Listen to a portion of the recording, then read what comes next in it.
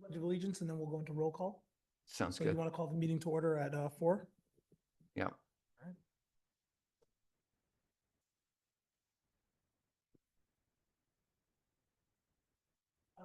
Oh, okay. Yeah. So, yeah, okay. Let's go ahead and we'll do the Pledge of Allegiance. I pledge allegiance To the flag of the United States of America and to the republic for which it stands, one nation, under God, indivisible, with liberty and justice for all.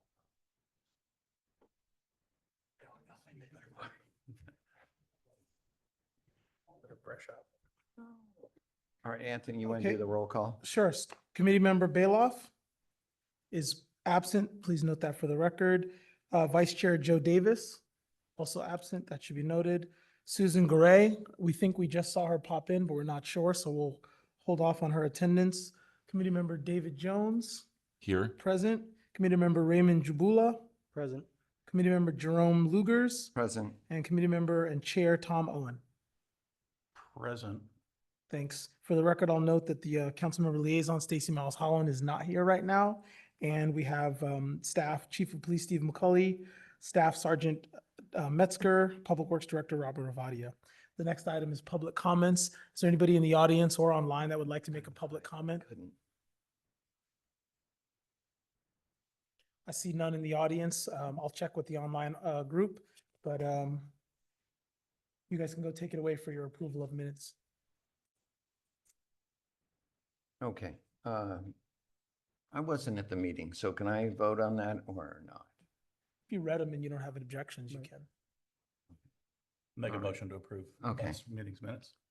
I Okay. second that. And I had two changes, which actually did go in, but they're not in this copy. okay, They're not substantive, they're just some sentence unmangling. Then I'd suggest you just email the staff person and they can make those changes. Okay, before they and post. they have gone to a staff person, so Perfect. They're just not reflected in this copy. not reflected in that copy. and we don't have to do a roll call for that, do we? No. Okay, all in favor? All right. Aye. All right, so on to the next item, which is, we did public minutes, good. Elect a new chair and vice chair. All right, I nominate Jerry to continue as chair. okay, anybody else want to do it? I will Okay. second that nomination. Okay. I think we have unanimity here. Okay, and so all in favor Aye. Aye. and a vice chair? You want me to vice chair? Yeah, I can do it. Tom, oh, you Or want to do it? Okay. Tom, you want to do it? I've done it. You can do it. I'll do it. Okay. He's the man. I nominate Tom Owen. I second that. Okay, all in favor? Aye. Aye. There we go, Jerry. We're back. And then, yeah, and then a discussion on the meeting start time, 4 PM versus 6 PM. So the idea being that we want to move it to 6 PM so more people can make it to the meeting. Is there anybody want to talk about that? I'm a retired guy. I got no clock to punch. You could meet at 7, 8, 9. I'd be okay with it. Anybody else? Just a quick point of order. Is this an action item? So then we should probably second it Oh, we just, okay, in order to bring it to discussion. okay, you're right. Well, they're gonna make it 6 anyway. I'll just make one comment about Joe Davis. His preference was 6. He's been a long time member and he can't make 4 o'clock. So if it doesn't change, not saying that's how it has to be, he'll have to drop off, which will Right, make things more difficult all the way around, but it's up to it's your decision. okay. We're still So in I'm doing, discussion. I'm doing this wrong, so we Okay. should have had, okay, I motion. and I'll second it, and now we can have discussion. Any other discussion? I have no objection to moving it No to 6. objection. Okay, all in favor of moving it to 6? Aye. Aye. Okay, that one is done. Discussion on committee questions. Discussion on committee questions development for the community survey. That's a survey that was, did everybody get a copy of that survey? It was emailed by, right. And I got a copy and I asked Jennifer to forward it to all the members. Right, I saw that. Okay, And that was for input on the questions in the survey. correct. So, If you guys would like, I can provide a little context for that. okay, So the town's preparing to do a community-wide survey. It's going to go out to every single resident and it's going to go multimodal, meaning some people get emails, some people get phone calls. They'll set up some, people at local meeting points like shopping centers. And one of the components of that community survey is we're looking at our partners, our stakeholders, our volunteers to help us provide input on what types of questions we actually should be asking people. So we're asking you as the Transportation, Bicycle, Pedestrian, and Safety Committee, which is a hell of a lot of words to say, to give us what you would want to know from your perspective in this role that you serve. Understanding that if you have a personal perspective, like I think I would, as Raymond or as David would like to know something different, you'll have that opportunity when you actually respond to the survey. So this is, what would you like to know as a volunteer on this committee? And then we're hoping to get some type of, if not consensus, group perspective that we can then take back to our consultants. We're not asking you to design the questions. That's what they're getting paid for. More like, well, we think we would not want to know how many people are in favor of roundabouts, or how many people think that we have a speeding issue, or whatever that might be. And so if today is not the appropriate time, because I know you guys have a heavy agenda, we've made some arrangements with other committees where you kind of collectively email some stuff back to your staff person, and then we rope that in if you're not prepared to actually discuss it today. Chief. As a follow-up, I'll send an email out because I think it might be most appropriate to let you, chew on that for a while and submit questions back or submit your suggestions back. And they're due by, the input's due by the end of September. And so we meet again in September. 24th.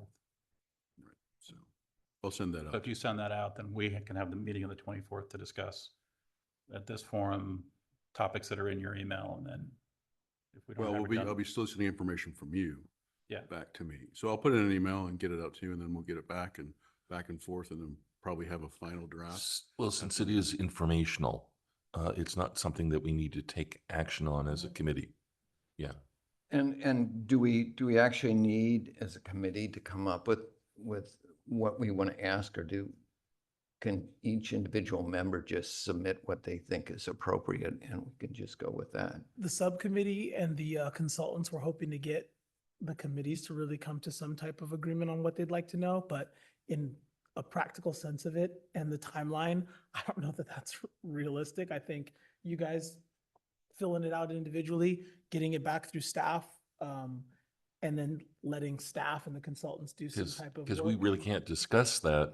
Unless you're at a Unless we're in public our meeting, meeting. and then we might be bumping up into late September. So I suggest, given that we'd rather just get you guys to fill it out. I think if all four of you submit something in, there's gonna be some overlap and Or all crossovers. 6 of us? Well, when Yeah. I'm looking, Yeah. yeah. So we can just submit that individually and go from there. And then in the interest We'll of have time, something from that the works out pretty Yeah, quick. so I'll send an email out tomorrow with kind of a recap of what we just talked about to give you some ideas, suggestions, and blank out for each of you so we don't violate, and then you can send it back. Okay. All right, thank you. All right, the next item is update on ECR Complete Streets Gap Closure Project. Thank you, Chair, members of the committee. You have a staff report that was provided to you, but we have a presentation also today, kind of summarizing where we are on the El Camino Real Complete Street Study, otherwise known as the Gap Closure Study. So next slide, Anthony. So I think you're all familiar with El Camino Real.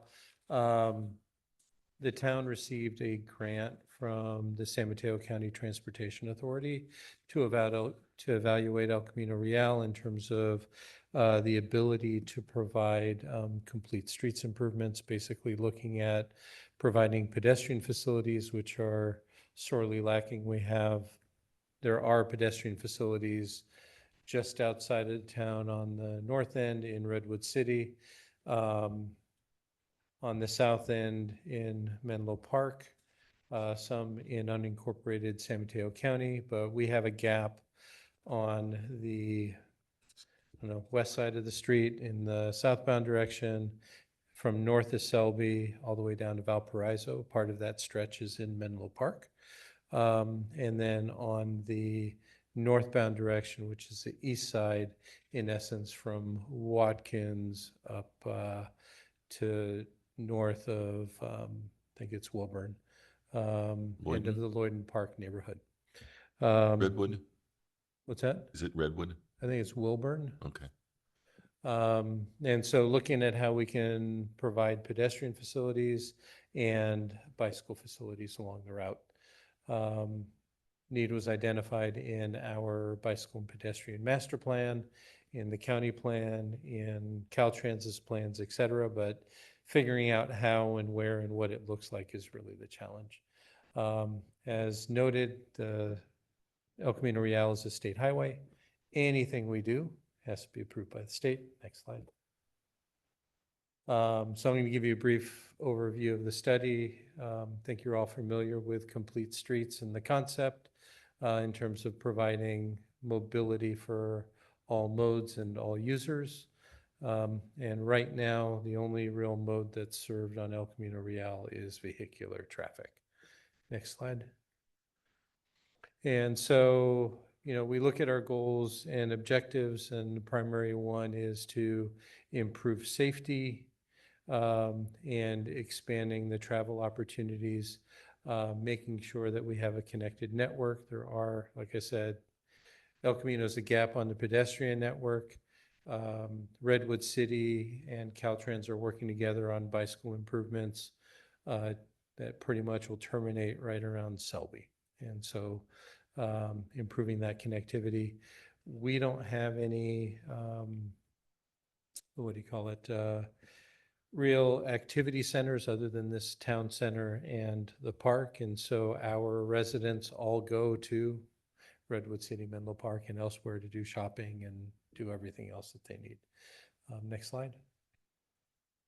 And so just a brief overview, we got the grant from the Transportation Authority and have partnered with the Transportation Authority, who actually has taken the lead on managing the consultant team. And so we have several folks, Carolyn from the Transportation Authority, Douglas Kim, who is our project manager, and then Iris, who is with the project team. Are you with WSP or with Winter? Okay. And so we have our local match that we're participating, and both Samtrans and Menlo Park are also contributing to the study. So the project was kicked off this early spring with looking at existing conditions and public outreach. And we're digesting that, and so you can get some information on that, looking for your input as well in terms of what we should be considering. And so then the project team is taking that information, and we'll start developing concepts and then reaching back out to kind of validate some of those concepts and get feedback, with the idea that as we hit the winter, this coming winter, that we'll be able to drive towards a preferred alternative. Next slide. And so with that, I'm going to introduce Carolyn to talk about some of the existing conditions on the route, and then we'll pass it on to Iris, who's going to be talking about the public outreach effort and what we heard. Thank you, Robert, and good afternoon, committee members. Again, my name is Carolyn Mamaradlo. I'm a senior project manager with the Transportation Authority. I just have a few slides here to highlight some of our initial findings on existing conditions. This first graphic here highlights a few constraints and opportunities along this stretch of El Camino Real. Namely, we have 3 traffic lanes in each direction, which actually reduces down to 2 lanes on the southern end in the northbound direction. Adjacent to that, we have on-street parking and sidewalks on either end in the northbound direction of this segment. We have several bus stops serving the county's highest ridership route, which is Samtrans ECR route. And then finally, there are as Robert mentioned, significant gaps in the sidewalk with sidewalk gaps along the entire stretch in the southbound direction and a gap between around Stockbridge and Watkins Avenue. Could I ask that the microphone be a little bit closer? Yeah, Is thank you. that better? Alrighty. So just next slide, please.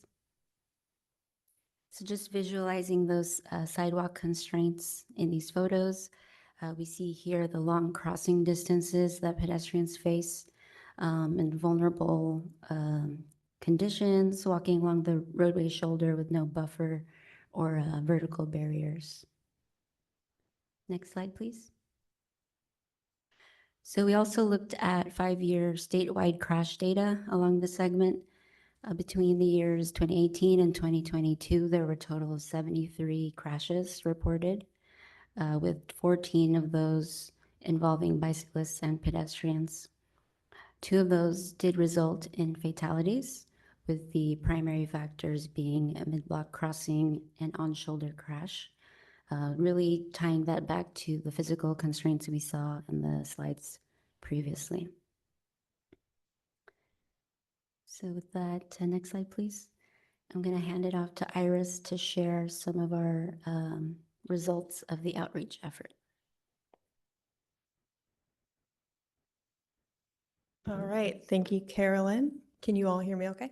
Perfect. Good afternoon, everybody. My name is Iris Osorio. As Robert mentioned, I have been working with this project team to carry out engagement for phase 1 of our study. Just to quickly run through some of our objectives of the study, we really wanted to make sure that we were establishing with the public why the study was needed and what problems it aims to address, as well as gaining insights on the experiences along Camino Real, learning more about people's challenges, opportunities to improve the corridor, et cetera. As far as engagement tactics go, we had a pretty comprehensive suite of just ways that the public could interact with us. We had a project webpage. On that webpage, there was a multilingual fact sheet and FAQ for people to refer to, as well as an online survey and interactive map. We also had 3 focused listening sessions with nearby school administrators, representatives from advocacy organizations such as the Silicon Valley Bike Coalition. We had a session with the community council members of the North Fair Oaks Community Council. We also had a few pop-ups throughout the community, 2 CBO meetings, 1 technical working group meeting, and then kind of a catch-all virtual community meeting. So yeah, that's a little bit about what we've done over the past couple months. Next slide, please. Now I'm going to get more into what we heard. We had quite a few, I think somewhere around 400 touch points throughout this phase. So it's a little difficult to condense everything, but we did our best. And I'm just going to move through a couple themes here. So starting with pedestrian safety and infrastructure, we heard quite a few concerns from community members about the quality of pedestrian infrastructure, specifically the risk of crossing multiple lanes of traffic, of walking along the corridor at night and early in the morning with no lighting along that segment of the corridor, and a lot of complaints about the segments of the corridor that weren't paved. So some key suggestions there to make the corridor more bike-friendly included replacing dirt paths with paved sidewalks. Thanks. Can you go back one more? Thank you so much. So some of the calls from the community there were continuous sidewalks along both sides of the corridor, improved street level lighting, more crosswalk protections, and safe accessible paths to bus stops along the corridor. Next slide, please. As far as bicycle lanes, we did hear from a lot of community members that they would travel more by bike along El Camino Real if it felt safe to do so. However, we did think it was worth calling out that this was kind of a mixed area of feedback. We did have quite a few parents and school administrators who cited safety concerns, doubts that students would use these bike lanes to access the schools that are along El Camino Real. That said, students are not the only population, and we did hear from quite a few people that they would be interested in safe, usable bicycle lanes. So some key suggestions to make the corridor more bike-friendly include replacing the dirt paths with paved sidewalks, again, improving street level lighting, adding protected bike lanes to improve connectivity to other segments of the corridor, and narrowing or reducing traffic lanes to make space for bike lanes.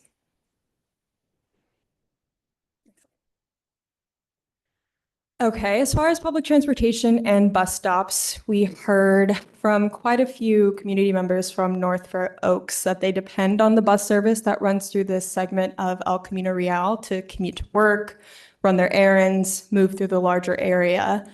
And so again, we heard a lot of concerns about lack of visibility and lighting surrounding the bus stops, difficulties accessing the bus stops during the rain as the dirt paths will become muddy, and unreliable bus service, including delays and inaccurate schedules. Next slide, please. Speaking of flooding, we did hear quite a bit about flooding on El Camino Real, namely that it worsens traffic and the experience commuting by car, forces pedestrians and cyclists onto the road from the road shoulder, turns the dirt paths on the corridor into mud, and again, makes some of those bus stops along the corridor inaccessible. Next slide, please.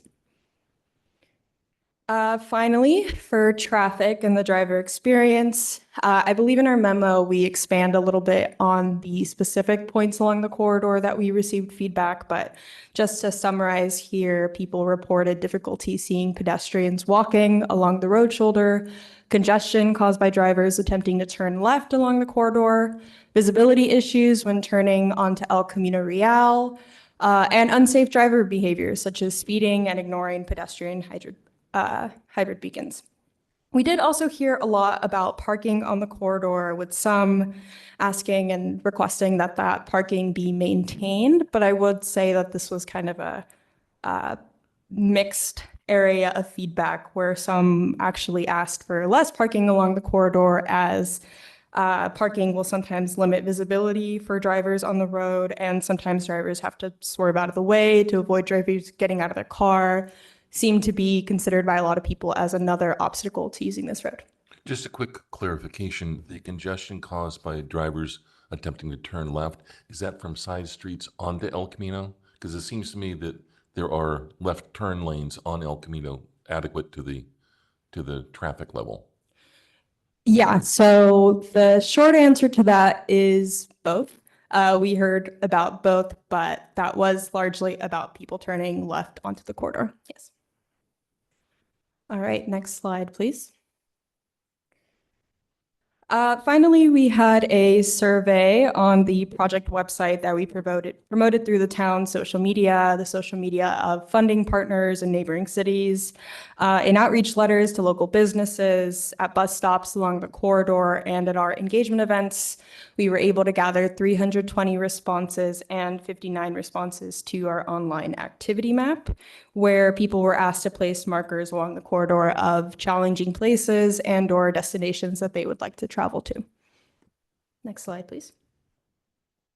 So this graphic here is a heat map that essentially combines data from the survey to markers on the map itself.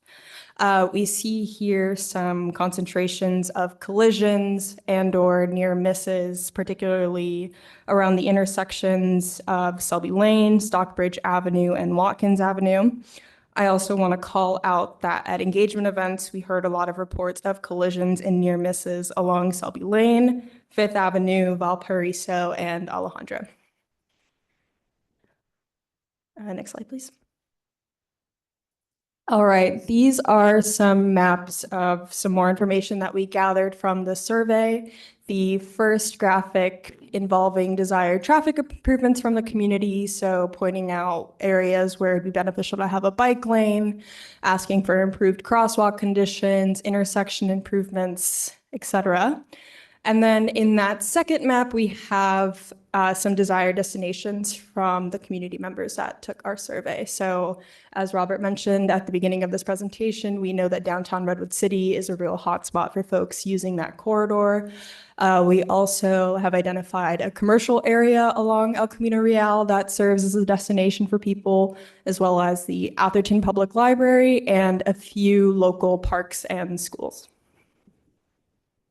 Next slide, please.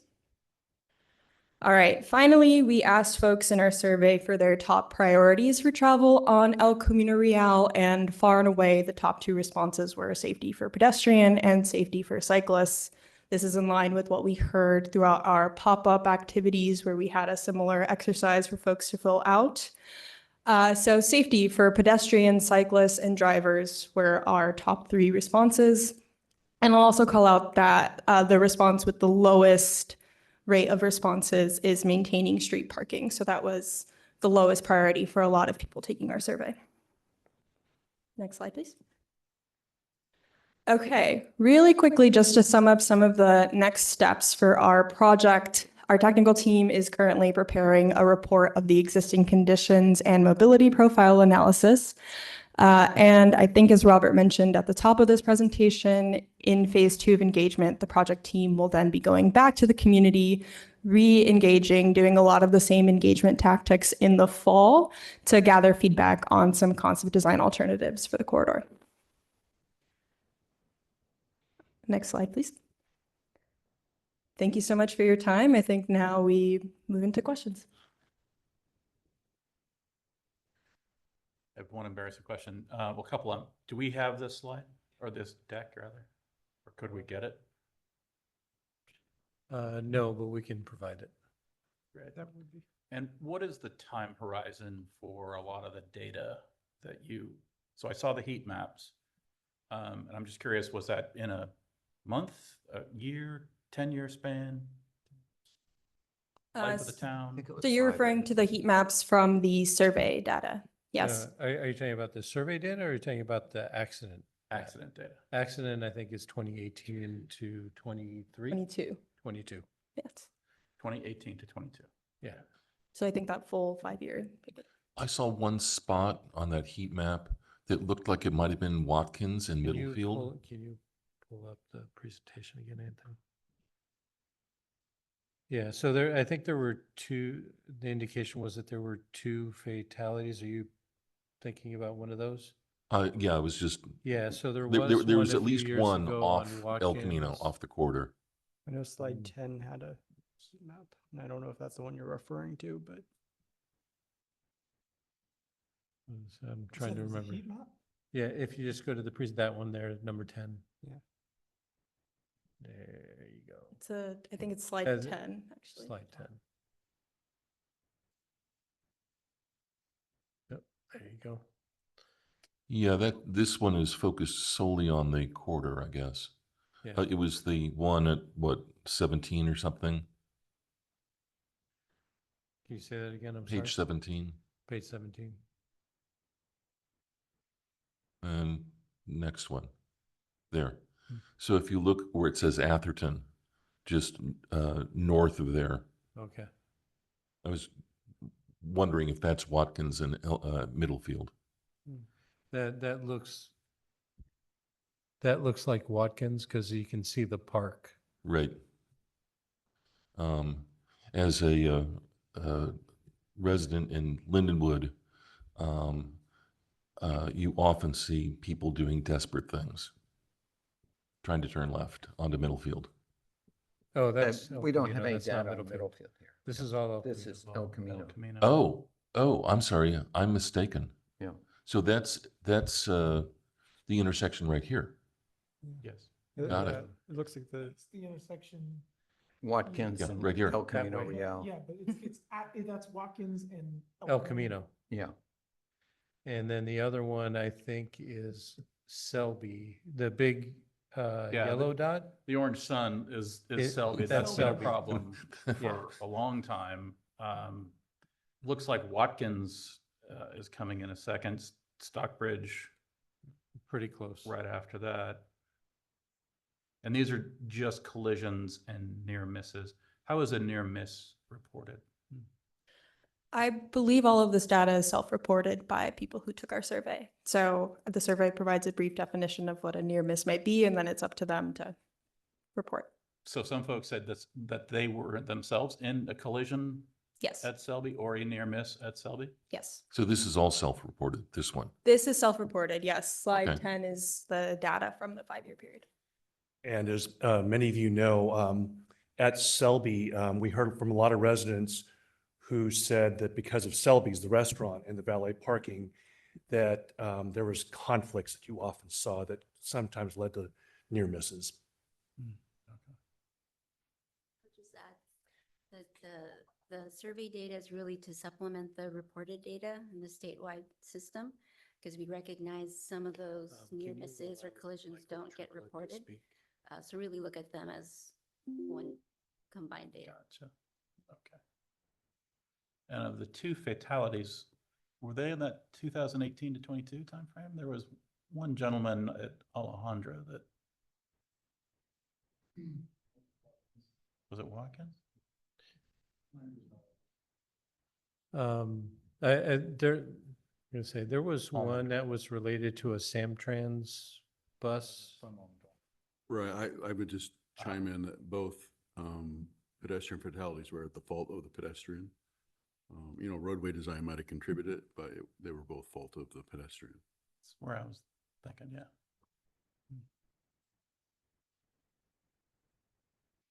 Okay.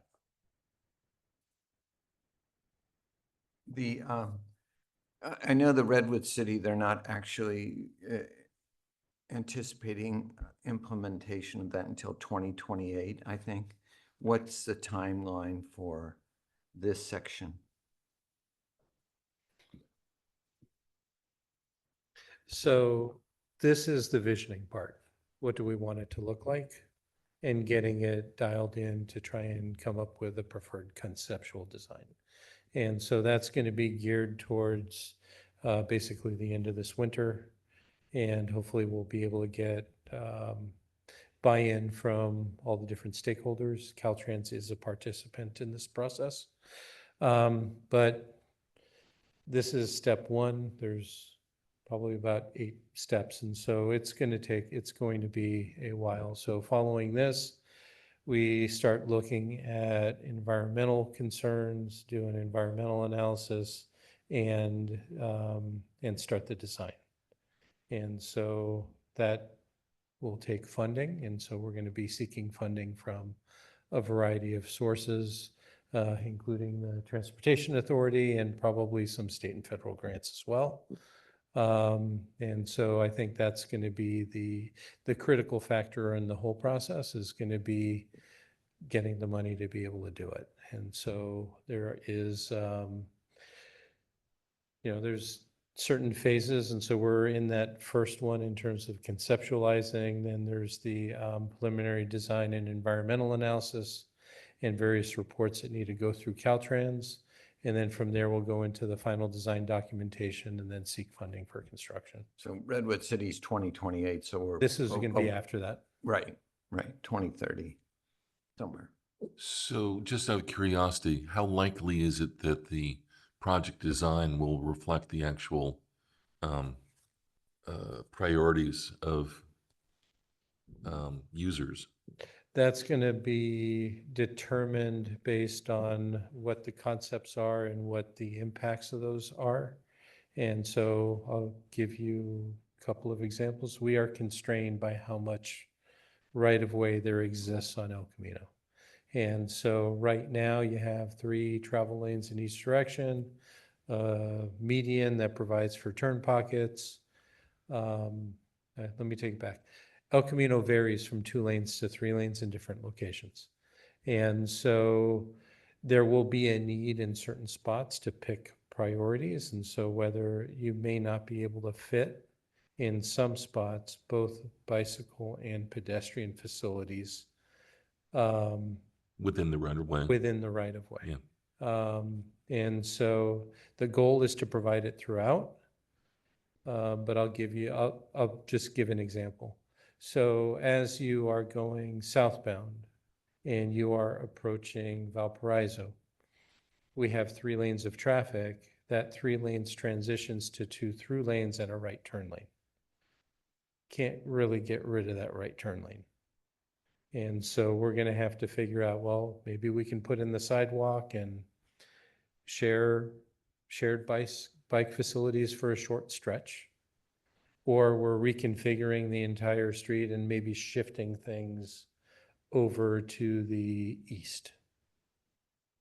to provide enough space, because there's a little more space on the northbound side in that area. And so these are things that get flushed out through the conceptuals. And so with those concepts, there are going to be trade-offs. And so that's what's going to happen, is that they'll develop the concepts, reach out to the public, come back to the committee, go to the council, as well as coordinating with our project partners because they're impacted as well. And so it's going to be kind of that, well, this is what we can do within the right of way. We got option A, option B, option C, and try and figure out what fits. And out of curiosity, major source of funding for this would come from the state? Well, right now, the major source of funding for this study is through the Transportation Authority. And so what we would look to do is leverage this effort and seek cooperative funding opportunities. There are a variety of grants, and this being a major route and a route of regional significance, it would elevate up. It also serves underserved communities like North Fair Oaks, which rely heavily on these alternate modes of transportation. And so there are opportunities that way as well. No, I have a question about, I know this is specifically about Atherton, but do we have any access to any data, either north or south of Atherton, so that we can refer to it to see what other cities are doing that may or may not be working? Because I feel like this is isolated and it's kind of hard to. Well, so the goal is to tie this in with the other improvements. And so, for example, we talked about sidewalks existing on our borders. Right? So that's easy to tie into. The existence of those sidewalks isn't really going to change. They may widen them a little bit here and there. Bikeway facilities, right now, there aren't any. But Redwood City is working with Caltrans right now to develop class 3 and class 4 bike lanes, I think, from Jefferson all the way down towards Selby. And so that's a project that is in development, and we'll be able to, we will have to transition those facilities both in the interim to what's, or they'll have to transition to what's there now, and we'll have to transition into what will be there. Separate from that, Menlo Park is working on a variety of things in Menlo Park. In Menlo Park right now, there's 2 lanes in each direction and parking on the street. That's south of Valparaiso. And so they are working on what that's going to look like, but ultimately it's envisioned that they will also have bicycle facility. My main question was centered around the existing sidewalks.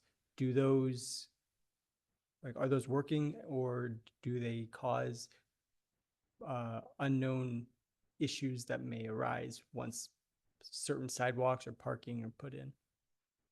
Well, this is looking at the entire stretch, and that includes the existing sidewalk in unincorporated San Mateo County on the west side of the street. The stuff that's already existing in Menlo Park.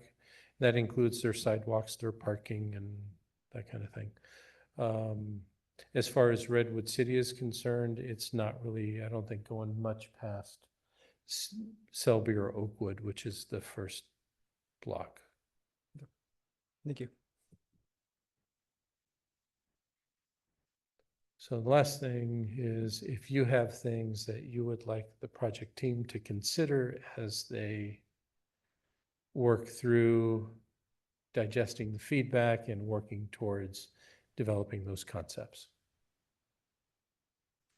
Great. Is this where we provide that feedback, or? Oh, okay. Because first thing that comes to my mind is there was talks about the congestion on El Camino, and adding sidewalks and bicycle paths will undoubtedly, it's going to constrict it to 2 lanes, or yeah, probably 2 lanes or 3 very narrow lanes. So just keeping that in mind, I mean, you guys probably in the forefront of what you guys are thinking, but it is something that comes to mind for me.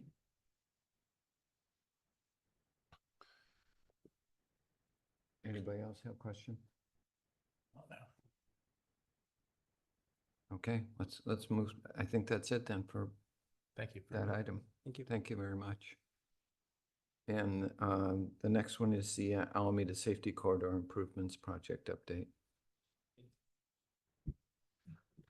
All right, thank you, Chair and members of the committee. We prepared a brief staff report for you with regards to where we are on the Alameda de las Pulgas study.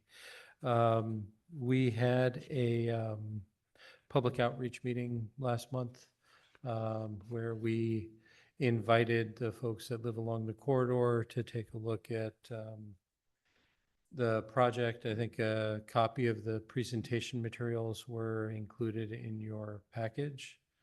And we provided kind of a brief overview. This project is funded by a federal grant to improve traffic and safety along the Alameda de las Pulgas corridor from south of Camino al Lago. There's a mid-block pedestrian activated traffic signal between Camino al Lago and Mills. Removal of that mid-block traffic signal and installation of a full traffic signal at Camino al Lago, basically focusing pedestrian access at the school right there at the corner so that crossing guards and folks have easier access. And then reconfiguration and signalization of the Alameda-Atherton intersection, as well as bicycle and other safety enhancements. So improving the bikeway, the conceptual design shows narrowing of the traffic lanes down to 10 feet to accommodate buffers for the existing bike lanes, and some other minor adjustments along the corridor. And then tangentially, we have a separate project that we're working on for the rapid flashing beacons and crossing improvements at Stockbridge. Corresponding with this effort, the City Council asked us to take a look at a roundabout at the Atherton Avenue intersection. So we started doing a separate analysis. So we have a second project team working on that study while this project moves forward. And so in the presentation materials, we showed the initial concept design for that roundabout. It was noted that there were several constraints that impact the viability of a roundabout, one of which was right-of-way, and then others related to major utility conflicts. And so with that, they are continuing to refine the design, and it looks like the right-of-way issue may just be manageable in final design. And so I think they're down to just a few square feet in terms of right-of-way need, and probably it's conceivable that a design can be done that doesn't require right-of-way. But there are some major utility conflicts, such as a major utility, utility pole at I think it's the northwest corner, that basically carries the transmission lines on the corridor as well as lines crossing from Atherton Avenue. So it's kind of right at a T, and so we're not quite sure if it's physically movable or not. And so I don't think the attachments to the staff report were printed out for you, but hopefully you saw what that concept design looks like. We also attached into the report the summary of comments that we received at the public meeting. There were about 12 folks in attendance. And there were a couple of folks that would like consideration of something other than the signal, as opposed to others that may be in favor of having the traffic signal. Side note, we got emails from a resident on Fairview that is eagerly awaiting a signal or other improvement to keep traffic that is on Alameda rather than migrating down Camino Lago and across Fairview to go around the existing backup. And so that the comments ranged from, the concern about the traffic signal was kind of noted to relate to noise. Roundabouts will have other noises associated with them. Roundabout that we have is pretty much designed for your average vehicle, but when you get into trucks and things, they're going to be driving on the inner circle and bump up and down. So not sure which one is you're going to have different kinds of noise, and so it's going to generate that issue either. There are going to be some concerns either way. But we are working through that process in terms of that conceptual design. So I don't know if you want me to blow up the presentation that we had or go through the presentation that we gave to the public. I think we have a couple of folks that were at the meeting. And then we have both the listing of comments that we provided as well as kind of the schematic of the conceptual design with the comments noted on it. So at your pleasure. Just something to mention that we got the email about the meeting today with all the attachments. You didn't receive it last week from Jennifer? No, we didn't get that until today.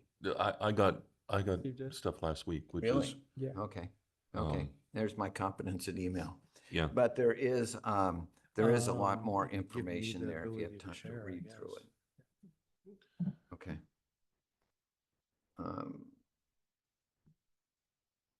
Anybody want to ask more questions about the Alameda corridor update? I'm just kind of curious about the concept of the roundabout at Atherton and Alameda. From what I read, there's a lot of infrastructure that would have to be moved as opposed to just converting it into a signaled intersection. Yeah, so let me see if I can't bring both the concept and the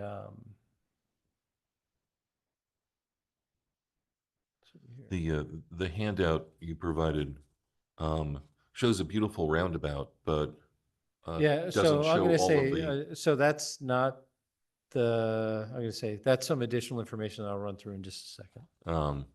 But it doesn't show, the electrical boxes or the street Yeah, poles. so or- that's what I'm Just gonna more try generic one. and share now.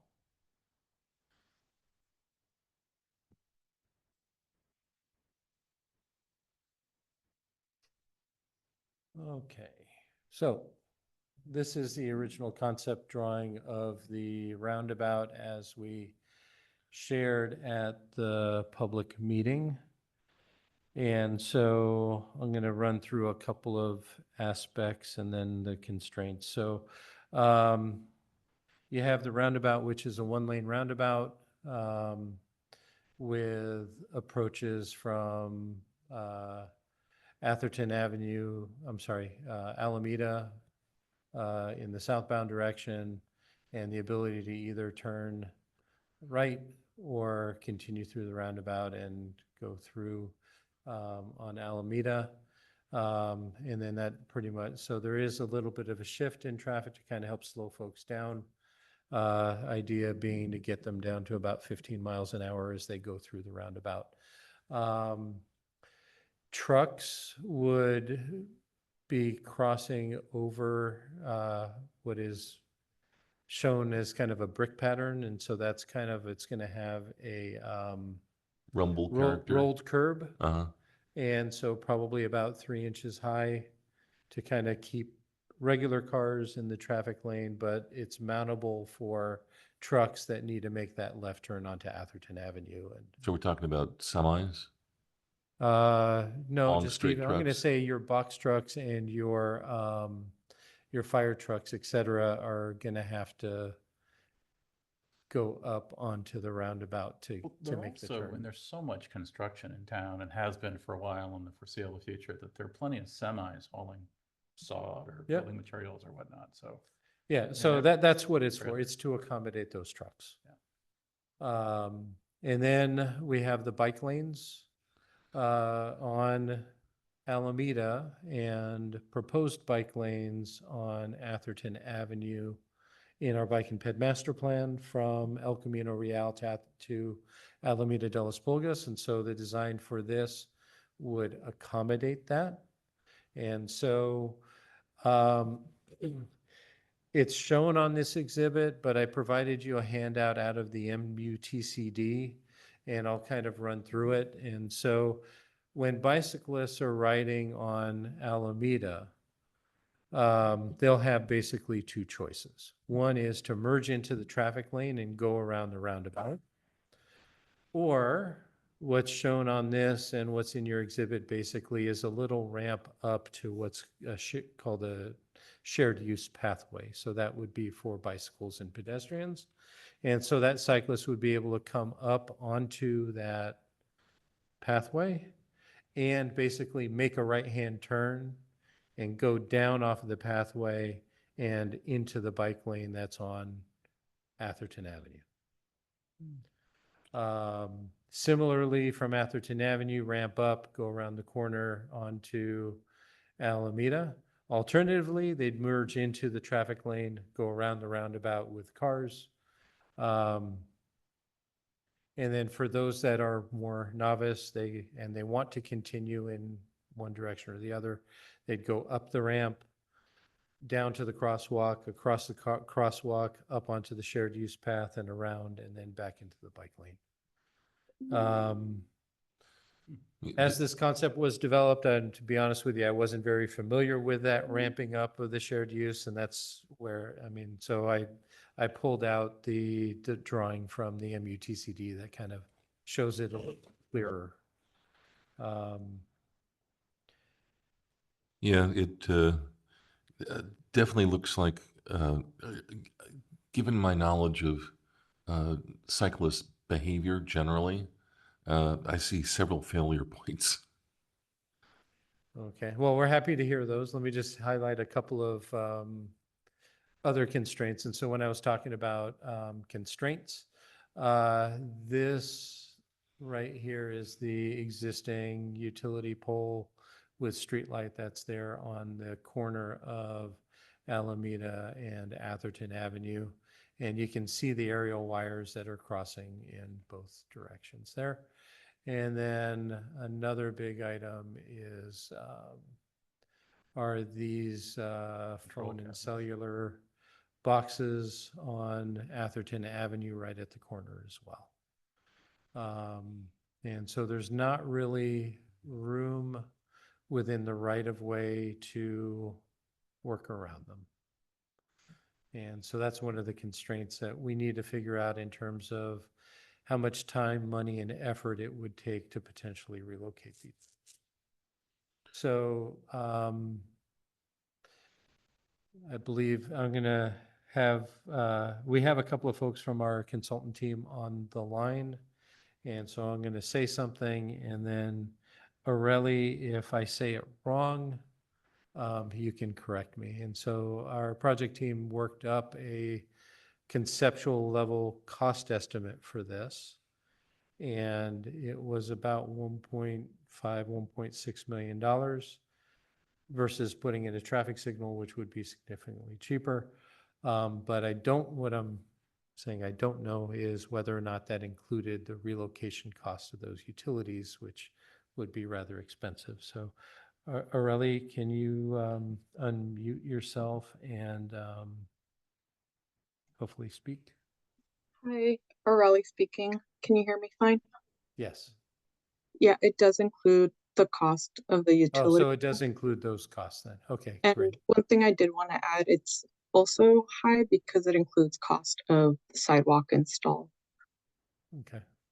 Thank you. All right. Thanks, Aurelie. And the traffic light did not include the sidewalk? It That includes estimate? some the traffic light includes some sidewalk around the Okay. corner, accommodation of the bicycle facility, as well as maintaining a right turn lane from Atherton Avenue to Alameda.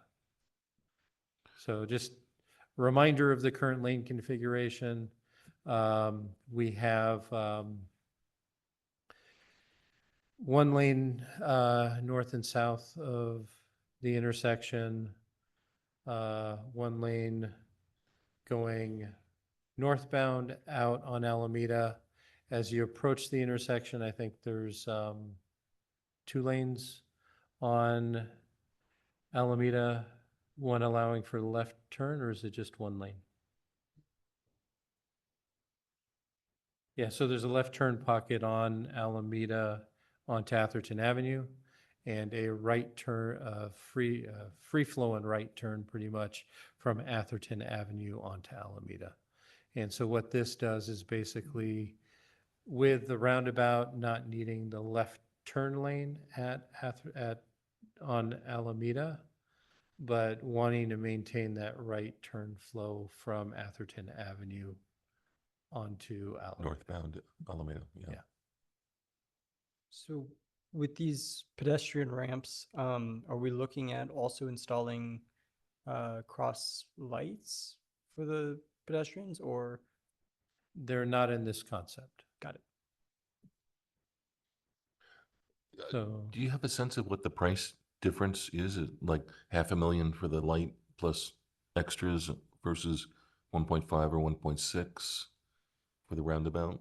I don't remember off the top of my head what that number is, but It's in that ballpark, I would imagine. I think the signal is probably just a hair more, maybe close somewhere around 700 or so, and then you have those ancillary improvements. And so I'm going to stop sharing this one, and I'm going to jump over to the other concept. Sorry, the overall layout, and it has. Actually, I'm going to jump to it from the presentation materials that we shared. So let me do that.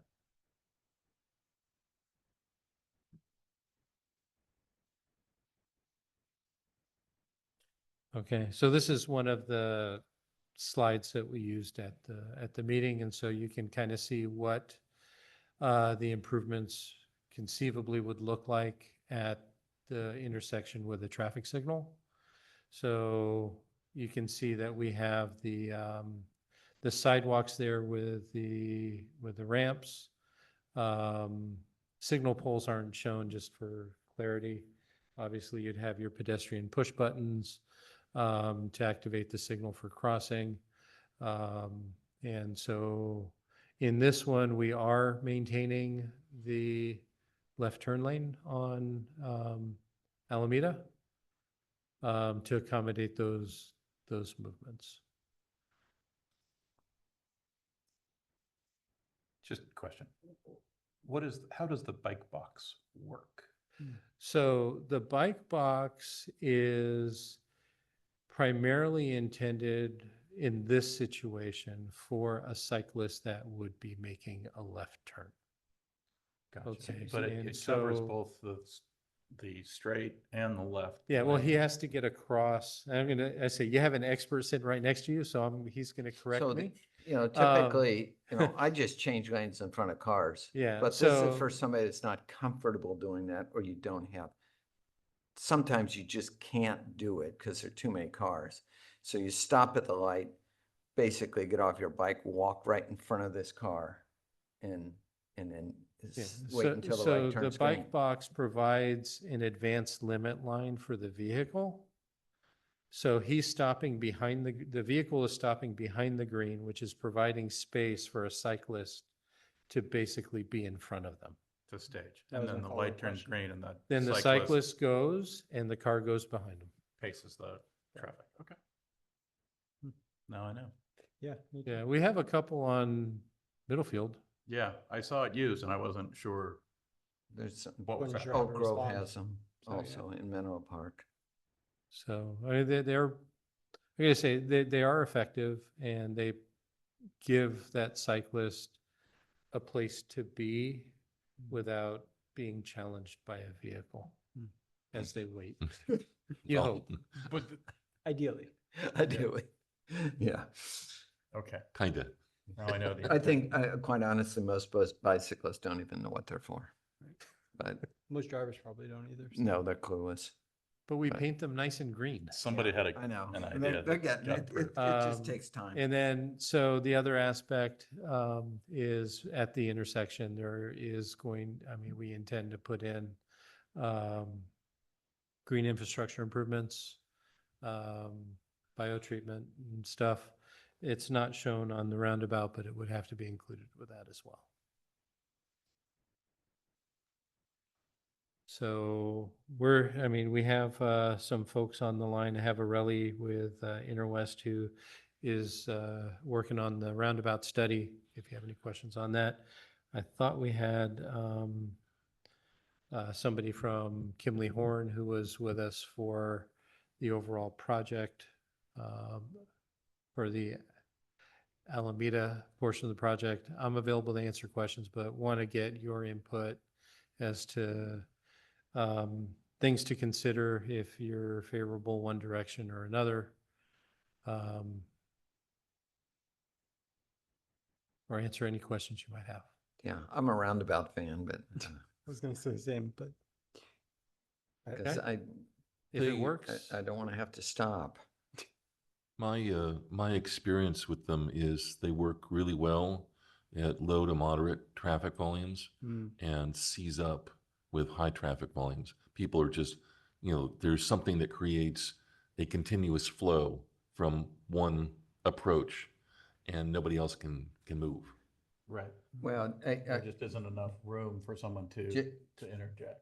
at some really major intersections in England that have traffic circles, they've actually added traffic lights. They also have traffic lights. Belts and Because suspenders. it's just not functioning well enough. And so my question about the traffic circle would be, given the constraints that I don't know that we can overcome relative to the right of way versus the fence lines and things like that, and moving of the control boxes. But if we can do all of that, we end up with a 90-foot diameter circle, right? And I think to your point, I think the larger circles space things out more and give, allow for greater throughput volume, and the 90-footers probably on the small end of the scale, I would guess. I'm gonna say, it's bigger than the minor street ones. But this is probably as small as you want to get for the Stanford level of has traffic that we Right? So have. how effective would the 90-foot be in those traffic volumes? The analysis is being done, but I think the 90-foot is, like I said, is pretty much going to be right at that bottom end. Yeah. One of the things that we've asked the team to look at is, in consideration of that continuous flow, what does it do to the side streets down, let's say, in the afternoons, north of the intersection, or south of the intersection in the mornings, where you'd be able to kind of platoon traffic with the signal. So that's kind of the thing that's kind of. Would the 90-foot traffic circles solve the problem of the email person on Fairview? Oh, it would solve the Fairview problem, meaning that traffic going northbound in the afternoon won't have to stop at the stoplight or stop sign, and so they'll be able to keep moving. I get What- the theory, in- but if And you're probably not going to see a lot of feeding from the Atherton Avenue side, certainly not the uphill piece, maybe not the downhill piece. So No, that- I said, The strong arm's going to be the flow feeding from the Alameda, primarily from the northbound side. yeah, so if you're looking northbound Alameda, which is the constraint, is really the hindrance in the afternoon with the stop sign and cars backing up almost all the way to Camino Lago. Right. Back.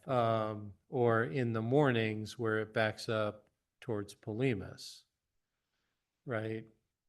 That's what you're solving with the roundabout, right? And so if that traffic is moving Well, that's what the we're trying to northbound solve. in the afternoon, then there's no real incentive to go down Camino Lago across Fairview and back up Atherton.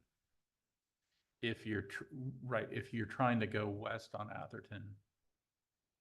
Either way, if you're trying to I'm sorry, continue trying to go north east towards on, Alameda. if you're trying to continue north on Alameda, what we've had in the past is folks wanting to go north on Alameda, seeing the backup from the stop sign, turning right on Camino Lago, Lago, Fairview, Atherton. left on and- Fairview, left on Atherton, using that free right turn Mm. and going straight up.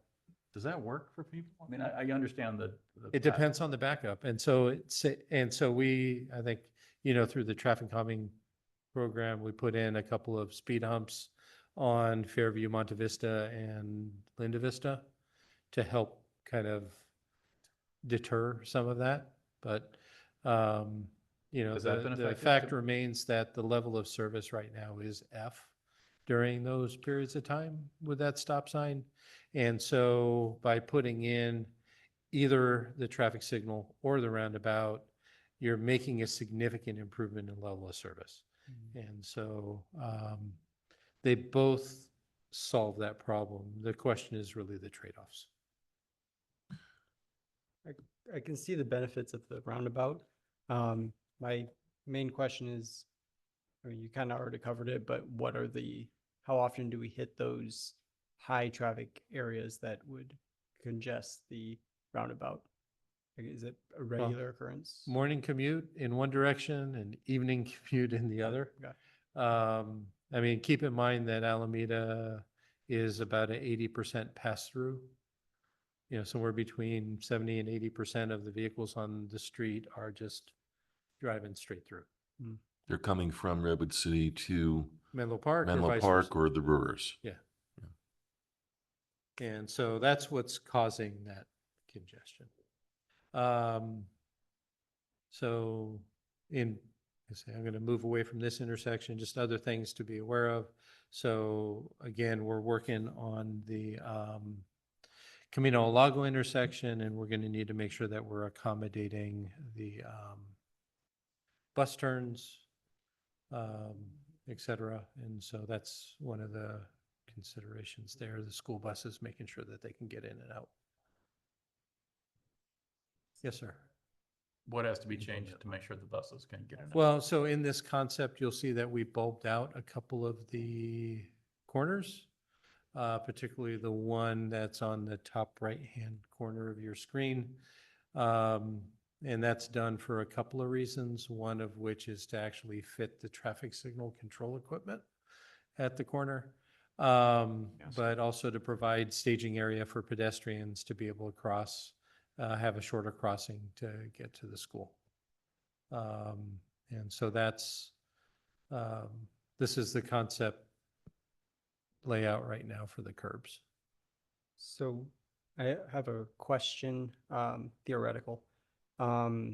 If we were to implement, just as on a trial period, like a crossing guard to simulate what the traffic light would show, would that be possible, just to see if that would work? And if it doesn't, then we would go with the roundabout.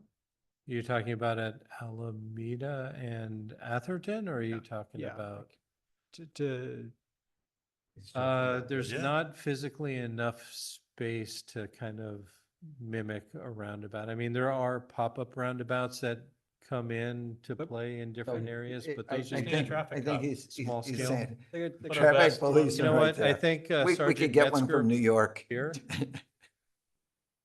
We'll put a little podium in the middle, call it European. We have to get him a different hat, though. Yeah, white gloves, finally the white glove treatment. There we Okay, go. So I'm glad to hear you're into it there, Sergeant. Okay. A pith helmet, that's the thing, a pith helmet. Yeah. So I'm gonna say, if we had a little more space, I mean, they do have those temporary roundabout setups that you could theoretically do, but the width there at the existing intersection isn't sufficient for. I what was we more would- talking about, instead of simulating the roundabout, simulating the traffic light. Simulating the traffic light. No, seriously, put a traffic officer, I mean, could we do that for like a week, a month? I don't know how long it would. an need to be afternoon, done, but, chief? you know. You don't want to be out there yourself.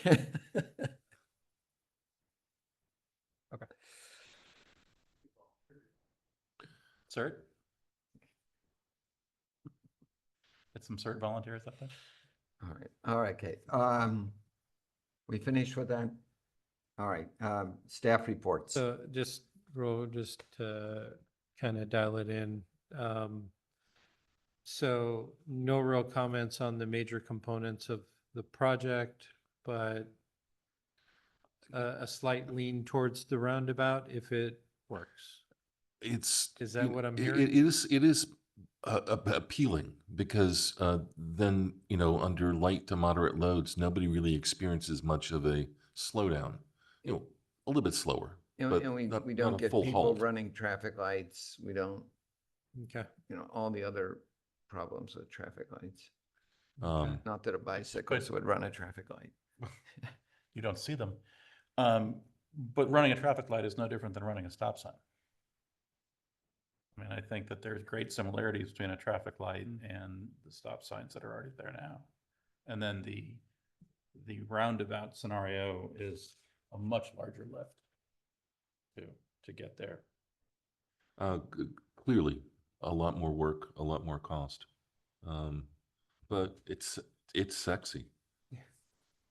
I would vote for roundabout. Anybody else, just as an informal survey? I probably would if it's a reasonable. And Trade-off. Raymond Leaning and that Tom is definite no. I think we got three options, right? One is roundabout, two is stoplight, three is do nothing. And the I do think our- nothing is the problem at the moment. Yeah, Or is it the Okay. solution? I think we favor the roundabout. Okay. Like I said, we're working on finalizing that analysis. Okay. So on to the staff reports, Sergeant Metzger. Good evening, everyone. Staff reports were sent out prior to the meeting for review. There's nothing major of note of interest for the last 2 months. However, it is noted that for the May staff report, the CHP came out towards the end of the month and assisted us, well, we assisted them in some commercial enforcement on the El Camino Real on May 30th, 29th, 30th, and the morning hours between 8 and 11 a.m. And that commercial enforcement, what size trucks are you doing? Anything over 3 tons, but primarily tractor trailers. And that's just it's an impromptu safety inspection area that they kind of threw up, block off a lane and throw up and do on El Camino. Okay. The big boys. Yeah. And what did that yield? Did A lot they of find, tickets. but a lot of tickets? A lot of expensive tickets. Yeah. Some of those tickets can be upwards of a few $1,000s. Oh, wow.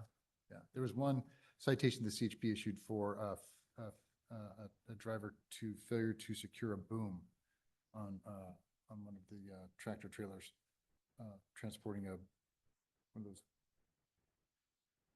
articulating cranes. Yeah, Hmm. sorry. Yeah, I think this is the 3rd year we partnered with them, and we did this in response to resident concerns about commercial traffic, and we just don't have the capacity or the training to do it. But as a result of this partnership, now we have our motor officers that receive direct training so they can also do it on their own. So it's kind That's of a fantastic. win-win for us. Yeah, and most of the folks coming off Marsh are turning left, south on Middlefield because it's hard to make that right turn. And there's that paved area, which I think is designed for this, right? Mhm. So every once in a while, you throw the pop-up, flag some folks over and Right, not as, not nearly as successful as on the El Camino though. I had a question about the sidewalk enforcement you did. Not sidewalk, crosswalk enforcement. Yes. Um, What generates a ticket if someone walks in a crosswalk on the other side of the road? It's like a speeding ticket, you know, we'll stop vehicles for maybe 10 miles an hour over the speed limit, but we won't start giving them tickets. You'll give them a warning, we won't start giving them, you know, tickets until maybe 15 miles an hour above the speed limit.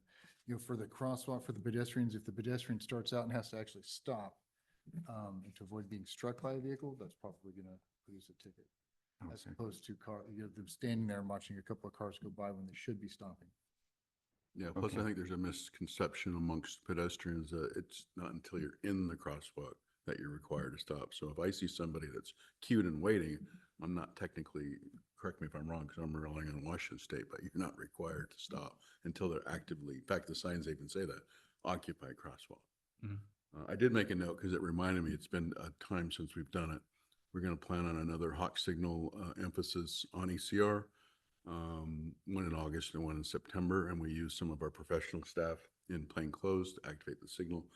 We had quite a bit of violations the last 2 times that we've done that, so this prompted me, it's like probably time to do that. I'm sorry, I didn't catch the beginning. That's another crosswalk It's enforcement. the hawk signal crosswalks on ECR, so Oh, when a yes, pedestrian yes. activates it, they've gotten a lot better, but there's still confusion. I mean, when it's red, there shouldn't be, but there is still some confusion. It also gives us the opportunity to educate the driver and the pedestrian and make sure that drivers aren't stopping on whichever cross street it is, getting out and activating the signal so they can turn left onto ECR. So we get some creative folks out there as well. Yeah, the hawk signals are a pet peeve for me because it would have been, I'm sure, not any more expensive just to hang a regular 3-set light, and people understand those. Yeah, they're pretty much educated now. Well, locals are. You know, you see a plate from Arizona, and no, they have no clue. And another thing about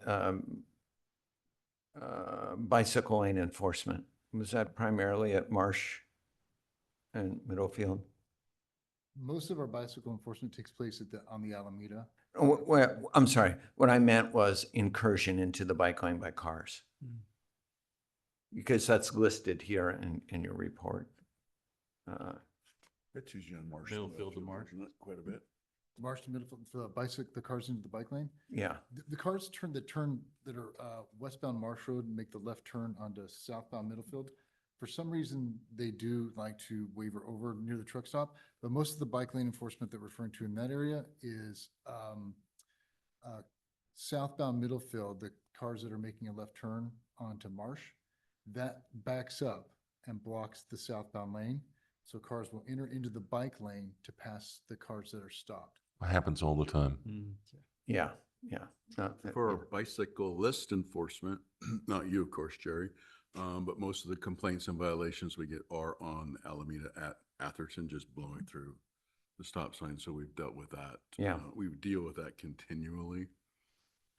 I lead group rides and tell people, don't stop there because you're gonna get a ticket, but They're not very nice when we stop them either, I'll be very honest. I got a ticket a month ago, my first ticket in 40 years. Can you repeat that, Jerry? Yeah. $193 Was this on a bicycle on on a bicycle a? at Oh, Skylonda. oh. Scofflaw. Any other questions about our traffic reports? Thinking we should probably revisit that. Who's the chairperson? Yeah. Must have clean I record. think, I think he's adequately chastised. I don't, any Oh, more no. questions on the traffic report? More to come on. No, No.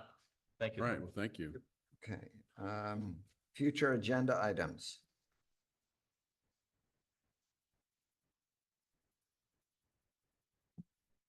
Anybody have any comments? Want to put something in for future? The survey is not coming back to here, correct? We're just, okay. Yeah, for the survey, like I said, I'll send an email out and you give me, I think Robert was very good in like, you know, roundabouts, do you support more traffic enforcement? Do you support more police officers? Yes. You know, just, I'll put something out for you guys and they can respond back. Right. And then we'll get that to the consultant so it can help them develop their questions. And that's going to include the questions that already exist. They don't exist yet. Oh, I they They don't- don't I don't- exist at all. Oh, got it. Okay. But then the survey will be going out. Is it just residents, Robert? I forget that part of the meeting. Hmm? For the survey, is it just going to go out to residents or is it? Pretty much. I think they're trying to hit as many people as they can to help the town figure out priorities. So, I mean, the request is out to all committees. Yeah, traffic's just one portion. So this is a townwide survey. So they've asked the Park and Rec Committee, they're asking environmental programs to kind of come up with, you know, key areas of input. Sure. And this is the respondents will be residents. I believe so. That's the Makes sense. target, obviously, yeah. It kind of makes sense, yeah. Right. But Because you don't want to, yeah, no, Okay. asked and answered. okay. No public comments. Next meeting, September 24th at 6 PM. And Okay. I move to adjourn. Second. All All right. right, have a good evening. No one's arguing. Yeah. Uh,